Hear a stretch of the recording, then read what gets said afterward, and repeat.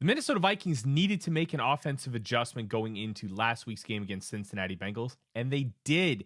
They operated a lot more quick game, which was a huge factor in them being able to sustain the offense. It was something they struggled with JJ McCarthy, but when you have Christian Darrisaw, it makes things a lot easier. And that's why on Underdog Fantasy this week, I am going with TJ Hockenson higher than 3.5 receptions.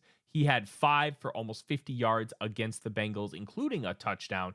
And when it comes to quick game, one of the easiest things they like to do is run choice.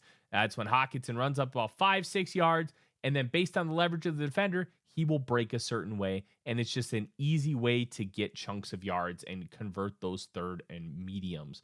And I think they're going to do that a lot with Carson Wentz, especially now that he has a couple weeks of practice under his belt.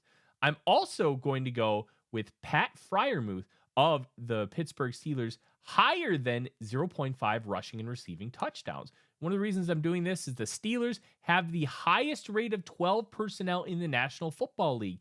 And what do teams like to do against them? They like to play nickel. I think they're going to try and establish the run and then use the play action game with Aaron Rodgers in the red zone in order to get Freiermuth open for that touchdown. Remember, Underdog Fantasy, use promo code ATOZ to get $100 in bonus credits with your first $5 play on your first deposit.